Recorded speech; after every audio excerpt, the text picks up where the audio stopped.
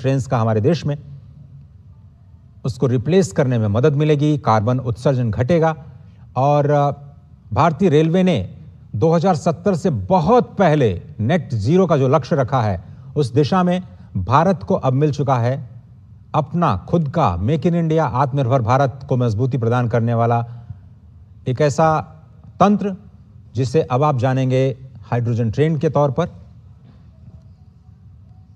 और आज भारत उन चुनिंदा विकसित देशों की कड़ी में शामिल हो चुका है जहां पर अत्याधुनिक सुरक्षा प्रणालियों के साथ इस नई नमो ग्रीन ट्रेन का संचालन किया जाएगा।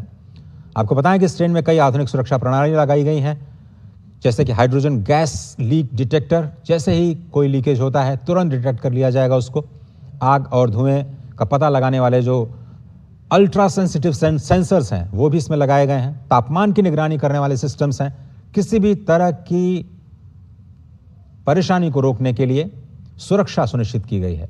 हाइड्रोजन कैसे आती है? तो जींद में पहले से ही ग्रीन हाइड्रोजन उत्पादन संयंत्र स्थापित किया गया है और वहां पर इलेक्ट्रोलाइसिस के जरिए पानी को हाइड्रोजन और ऑक्सीजन में विभाजित किया जाएगा। हाइड्रोजन को इकट्ठा किया जाएगा और उसके बाद हाइड्रोजन टैंक्स में उसको फिल किया जाएगा और उससे ही बिजली बनाई जाएगी जिससे कि ये ट्रेन चलेगी। इसका जो बाई प्रोडक्ट है वो केवल वाटर वेपर है, यानी केवल पानी की भाप। प्रदूषण बिल्कुल नहीं, जीरो प्रदूषण।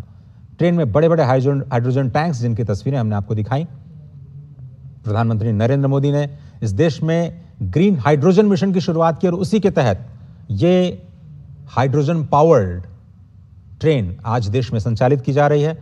और वर्षों के अनुसंधान, परीक्षण और भारतीय रेलवे के स्वदेशी विकास यानी मेक इन इंडिया का यह परिणाम।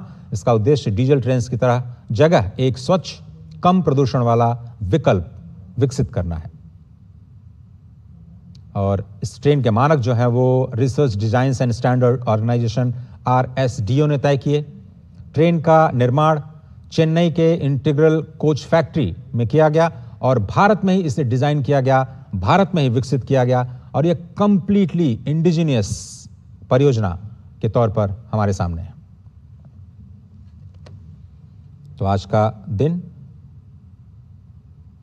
बहुत ही ऐतिहासिक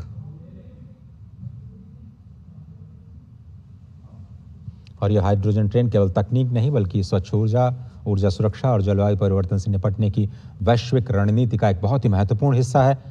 भारत जैसे देश के लिए जहां पर अधिकांश रेलवे नेटवर्क का विद्युतीकरण हो चुका है, आपको बताया मैंने, लेकिन कुछ मार्ग अभी भी हैं जहां पर डीजल की निर्भरता है, जहां पर इलेक्ट्रिफिकेशन नहीं हुआ है और हाइड्रोजन ट्रेन्स एक बहुत ही प्रभावी और पर्यावरण अनुकूल समाधान बन सकती है।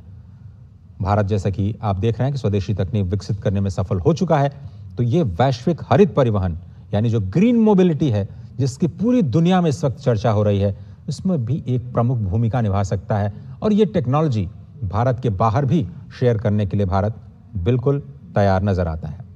तो पहली बात, ये दुनिया की पहली जो व्यावसायिक हाइड्रोजन ट्रेन है, आपको बताएं कि फ्रांस में शुरू की गई थी, कोरोडिला आइलैंड, और एक बार हाइड्रोजन भरने के बाद इसे 1000 किलोमीटर तक चलाया जा सकता है। लगभग गति 140। ये दुनिया की पहली हाइड्रोजन ट्रेन है, उसकी हम बात कर रहे हैं। और ट्रेन के संचालन के दौरान केवल पानी की भाप निकलती है।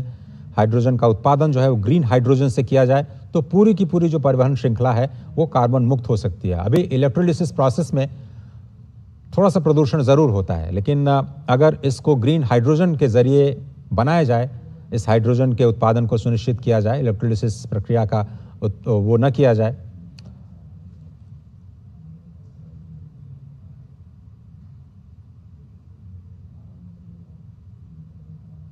तो ये भारत की जो तकनीक है अपने आप में एक ज़बरदस्त उदाहरण नमो ग्रीन रेल का।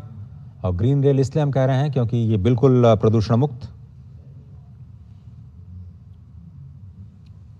बार बार हम आपको ये समझा रहे हैं कि जो शून्य कार्बन उत्सर्जन है, केवल जल वाष्प निकलता है, वही इसकी सबसे बड़ी खासियत है।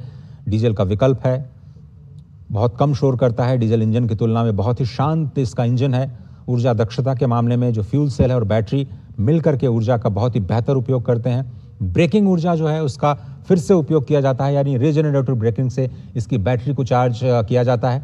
और तेज़ रिफ्यूलिंग होती है। बैटरी चार्ज करने की तुलना में हाइड्रोजन फिल करने में बहुत कम समय लगता है।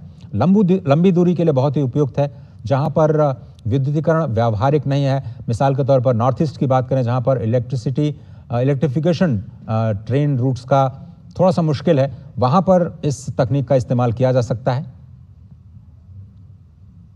और सबसे पहले आपको बताएं, 1960 में अमेरिकी अंतरिक्ष एजेंसी नासा, उसने अपने अपोलो मिशन में इस फ्यूल सेल तकनीक का इस्तेमाल किया था। रेल क्षेत्र में हाइड्रोजन तकनीक को जो कॉमर्शलाइजेशन करने का अगर श्रेय जाता है तो वो है फ्रांस की कंपनी एल्स्ट्रॉम को। एल्स्ट्रॉम ने सबसे पहला कैनेडिया